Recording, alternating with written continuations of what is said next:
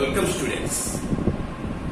Today I will give a lecture regarding the coral reef to us.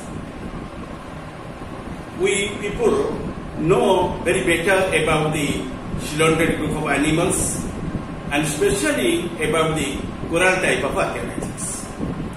Today I shall interpret you about the coral reef to you.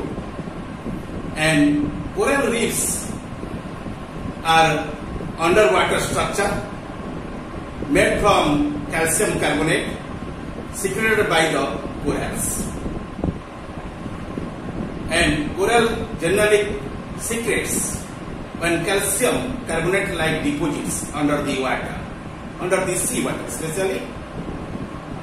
And that structure would be called as the coral reefs.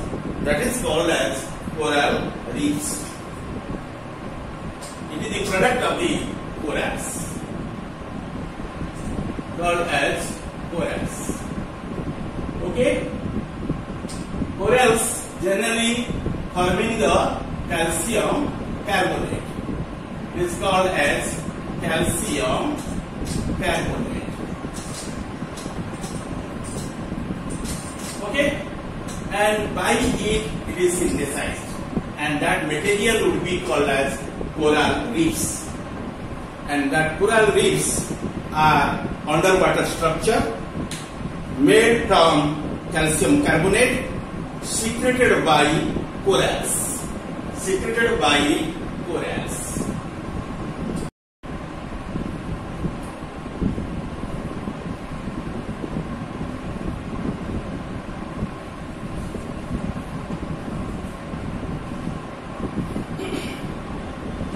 The corals generally forming the coral reefs by the synthesizing of the calcium carbonate, and calcium carbonate converted into a rich amount of the limestone, that is the upper surface of the which near the surface of the sea, and formed chiefly of the calcium carbonate and secreted by the coral polyps. Most of the coral reefs are built from the stony corals, which in turn consist of the polyps that cluster in the groups. Okay, the corals itself is a polyp condition, and polyps would be remaining in the two forms, either gastrozoid or dactylozoid. And dactylozoid generally the defensive stage, and gastrozoid is the feeding stage. However, polyps majorly helps in the intaking of the food. Okay, that is called feeding stage. And medusa is known as the reproductive stage. And the reproductive stage would not be arising here. The polyp would be would be present, and in that time, and that is the feeding stage of the animal or organism, and it would be remaining in the two forms, your gastrozoid or dactylozoids. However, and under the feedings, generally the food stand intake by them, and automatically the waste material will be produced at the end of the process of digestion, and that is nothing, that is the waste material, and this waste material will be known as calcium carbonate, and it will be deposited in the sea water time to time. And by the locking of the calcium carbonate for a long time, it will be forming a reef-like structure. And that reef is called as here coral reef. That is nothing. That is simply limestone or called as calcium carbonate. Okay? And you see the most coral reefs are built from the stony corals, which in turn consist of the polyps that cluster in groups. Coral polyps are sessile organisms and connected to each other by living tissue to form a community. Coral polyps secrete hard carbonate exoskeletons which support and protect their bodies, because coral reefs generally enclosed to the corals at its periphery. Coral would be remain safe in it. Okay, as the colony grows, the polyps reproduces by body. Okay, it has no medusa stage, the polyp also reproduces by body, that is asexual method, and push the new polyps upwards. By the by, polyps would be formed upward. Okay, consequently, a wide and large stretch of the calcium carbonate is formed, which is called coral reef, having the living polyps only in the top layer. Okay, the living polyp would be remaining at the climax of that reef, not at the beneath of the reef. Okay, then you come to know about the geographical distribution, the very vital-most explanation about the distribution of the coral reef in the sea water. And coral reef are estimated to cover the 284,300 square kilometer, or you can say 2,84,300 square kilometers. In Indo-Pacific region, including the Red Sea, your southeast and the Pacific, okay, and that is area of the called as Indo-Pacific regions, account for 91.9% of this area.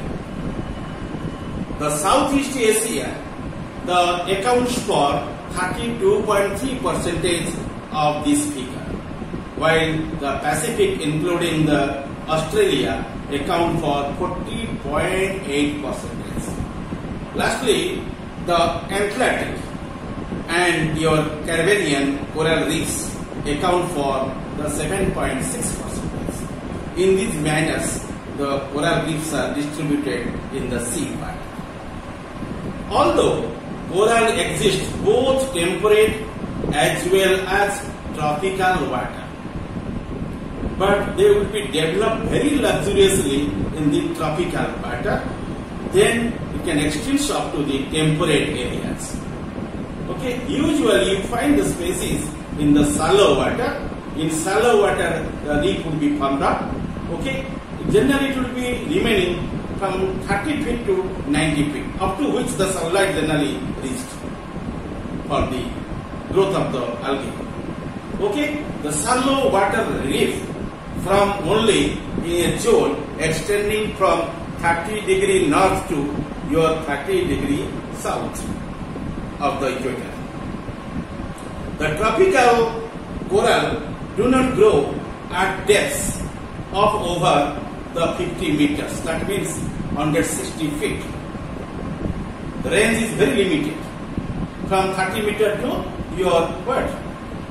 Near to the 60 meters. Okay, that means spatially, averagely, you can also develop very luxuriously up to till 50 meters, that means 160 feet. Coral reefs are rare along the American and African west coasts. But this is primarily or predominantly due to the strong cold coastal currents that reduce the water temperature in these areas. And corals are seldom found along your coastlines of the South Asia from the eastern tip of the India, which one is called Madras, and to the Bangladesh and Myanmar borders. They are also very rare along the coast of the around your northeast South America as well as Bangladesh. And due to the release of the fresh water, due to the fresh water release from Amazon and Ganges rivers respectively. Amazon generally drains the reverse water. The name of the river is known as Amazon, which one drains the water in the where? In the Atlantic, okay, in South America, in Bangladesh. The Ganga also drains its water to the Bay of Bengal. In these two areas, the coral reefs are not present abundantly, very rare coral reefs you find in there. Okay, and smaller fragments areas of the coral reefs also occur in the Western Australia, Western Australia, the east coast of the southern Brazil and your southern Japan. In there, you find very less amount of coral reefs present in there. That is called as fragmented area of the coral reefs. Okay. Let us know about the factors for the growth and distribution of the coral reefs. Coral reefs generally formed by the corals. That means the reef building the corals are generally found in the tropical seas. As growth of these corals is restricted by many environmental factors. Some of the factors are summarized in here. First point is known as the temperature of the seawater. The optimum temperature for the most coral reefs is 26 to 27 degree centigrade, which in Fahrenheit will be different from the 79 to 81 degree Fahrenheit. And few reefs also be exist in the water below 18 degree centigrade, that means less than the 64 degree Fahrenheit. However, coral reefs in the Persian Gulf have adapted to the temperature of 13 degree centigrade. That means it can exist up to the 55 degree Fahrenheit in winter and 38 degree centigrade, or that is more than 100 degree Fahrenheit in summer. Okay, you know the temperature of the seawater in which your species coral should be developed very luxuriously. Then you know particular salinity also keeps the scope to develop the corals, and by the presence of the corals automatically coral reefs will be formed up by the deposition of the calcium carbonate. And the other factors is known as the salinity here, and that is one factor, and which restricts the distribution of the coral reefs in the sea is the salinity, and the coral reefs are found in the waters with the salinity in the range of the 3.3 to 3.6 degree, and normal 6 degree normal marine salinity in it. Generally the species grow very luxuriously. Then you know the partner, the zooxanthellae, which was the best partner of the corals to sustain in the universe. Without the symbiotic relationship, or without the presence of the zooxanthellae, the coral species would not be sustained in the seawater for a long time. The reef building corals possesses the gastrodermal algae, which one called as what? Zooxanthellae, which live in your symbiotic relationship with them, and these are the partners, that is called as the alga partners, that is make relationship with the corals. Coral is one animal organism and alga is one plant organism, and they make a relationship, and that relationship is called a symbiotic relationship because alga and the coral both would be considered as the symbionts. And algae increases the metabolic efficiency of the coral polyps and enhance the deposition of the coral skeleton. The algae absorb the nitrogenous waste product by the corals and use the waste together with the sunlight and carbon dioxide to prepare the food by the process of photosynthesis. Usually the algae, which are comprising the chlorophyll pigments in their bodies, and they will be helping the process of photosynthesis in presence of sunlight, and also taking the raw material like the carbon dioxide and water and prepare the glucose-like food substance. You know, the glucose or fructose are called as the monosaccharides. They will be synthesized by the process of photosynthesis by the green plants, and your alga is one green plant, microscopic green plant. It will be produce the foods in their bodies. Okay, and they providing the nourishment to the partner coral. Okay, after saturation of their demand of the nutrition, then supply the nutrients to the partners. And when the favorable condition approaches, generally your zooxanthellae prepare their own foods and also supply the nutrients to the partner, like coral. But when sunlight is not available in that locality, there is no sufficient carbon dioxide in the air, what happens? The zooxanthellae alga would not be cultured or cultivated. The food will not be synthesized. They will be dependent upon the partner. Partner means corals. In that time, corals collects the foods and supplying the nourishment to the partner zooxanthellae alga. Okay, both will be benefited on the distribution of the nutrients or foods. Okay, the coral with sunlight and carbon dioxide to prepare food by the process of photosynthesis due to presence of the zooxanthellae.